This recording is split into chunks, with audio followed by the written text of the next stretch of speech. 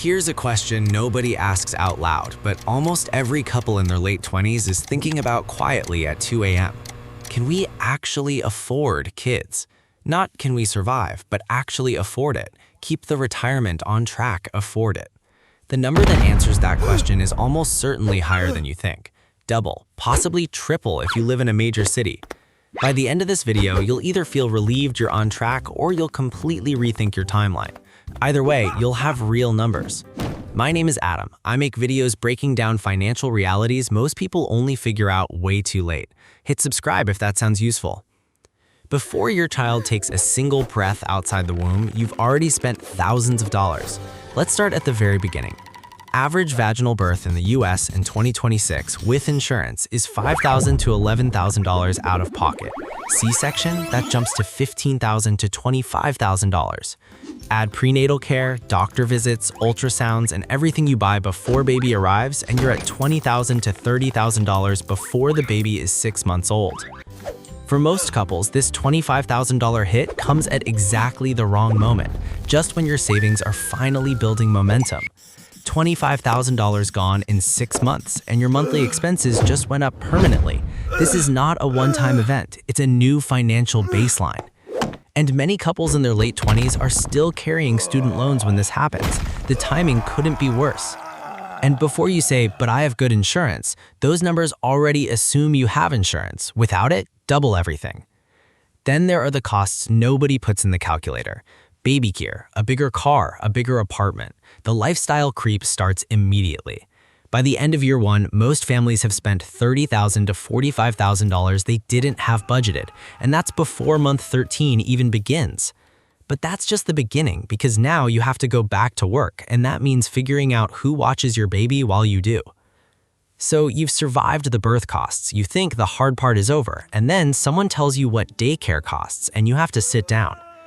Average cost of full-time infant daycare in 2026, $1,500 per month. New York or San Francisco, $2,500 to $3,500 per month, per child. Think about that. That's a mortgage payment, more than most people's rent, and you pay it every single month for years before they even go to school. And this doesn't stop after a few months. Infant daycare runs for 3 to 5 years before your child is old enough for public school. Years of mortgage-sized payments. By kindergarten age, you'll have spent $54,000 to $126,000 on childcare alone before they even learn to read. Some couples try part-time daycare to cut costs. That helps, but then someone has to cover the rest, and that usually means one parent cutting work hours. But our parents will help watch the baby. Maybe, but you can't build a financial plan on maybe. That's not a strategy, that's a hope. Here's the part most people never calculate. It's not just the money you spend on daycare, it's what that money could have been doing instead. If you invested $1,500 per month instead, 5 years at 8% annually, you'd have over $108,000 compounding toward your retirement.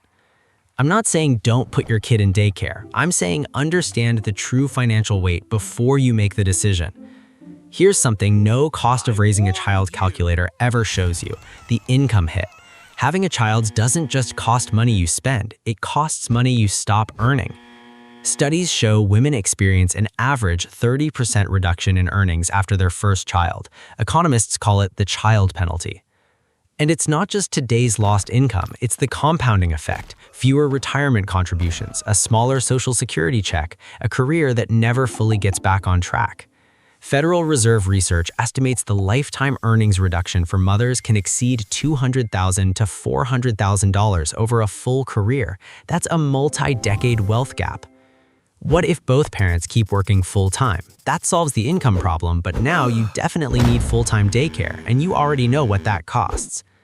And even when both parents work full-time, promotions get declined, travel opportunities get passed on, the career trajectory silently shifts.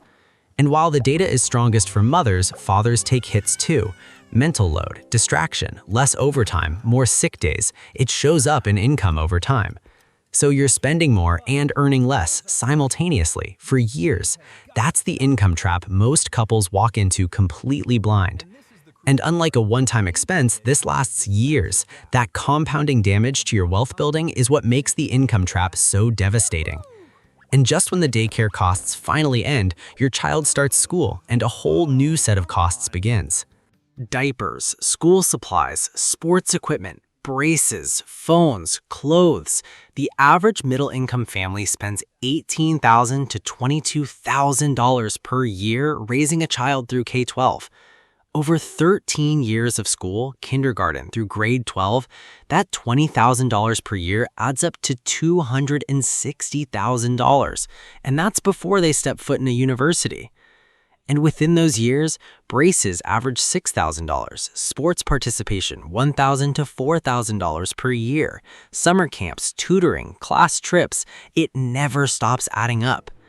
And then there's the thing that terrifies parents the most: college, the cost that's been growing 4 to 6% per year for decades.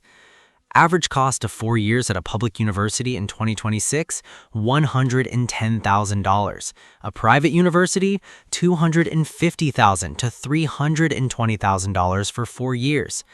And with college costs growing 4 to 6% per year, a child born today will face costs significantly higher when they turn 18. Most parents want to help their kids avoid student loan debt, so they open a 529 college savings plan.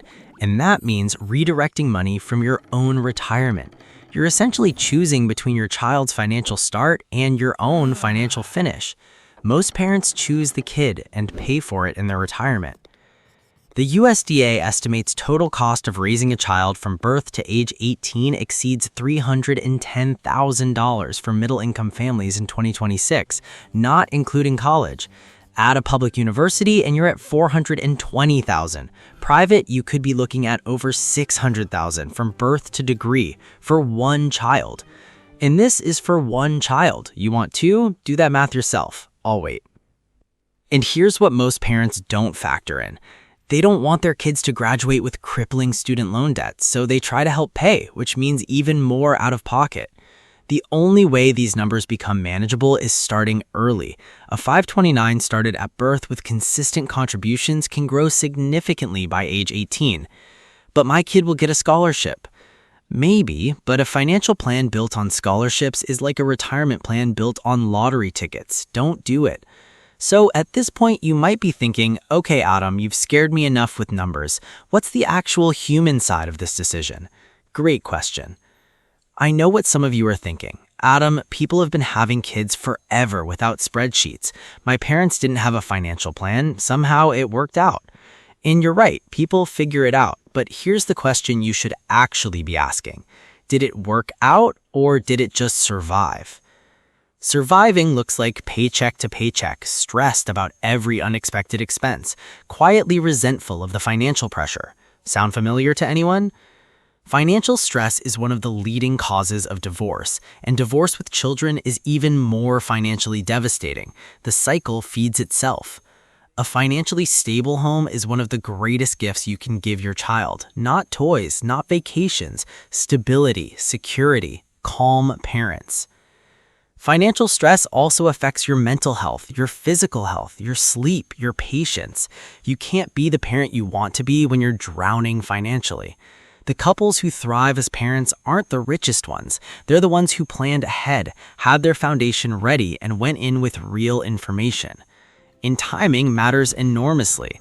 A couple who waits 2 to 3 years to build their foundation first has a dramatically different experience than one who doesn't.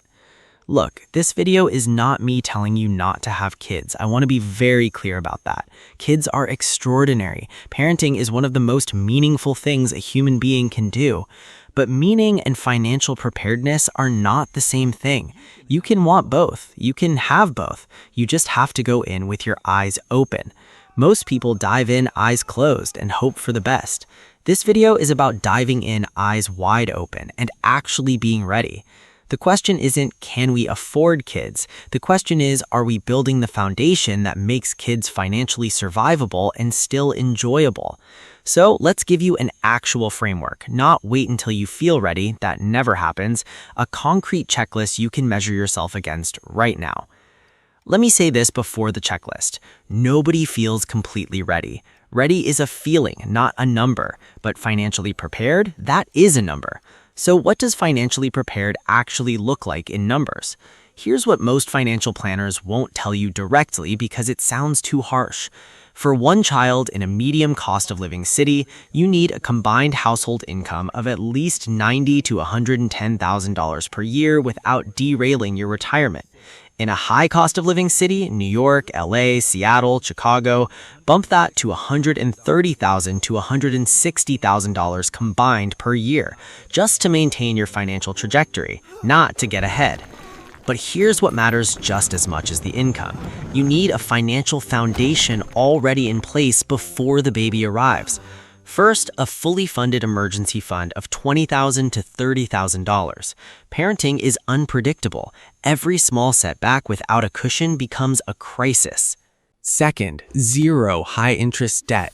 Credit cards charging 20 to 25% interest while you're trying to fund a baby is financial quicksand. Kill it first.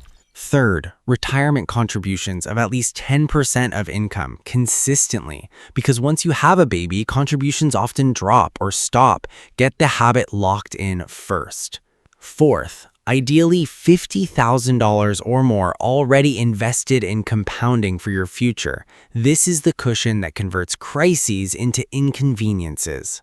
So, combined income $90K to $110K minimum, emergency fund $20K to $30K, zero high-interest debt, 10% retirement contributions, $50K invested. That's the foundation. This isn't about being rich. A household income of $100,000 with no debt and $50K saved is infinitely better positioned than $200,000 income with nothing saved and maxed out credit cards.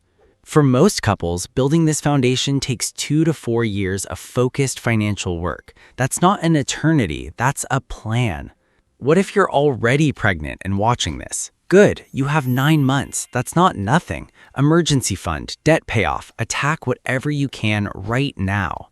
The couples who hit these numbers fastest are almost always dual income households who treat their finances as a single unified strategy, 2 incomes, 1 plan.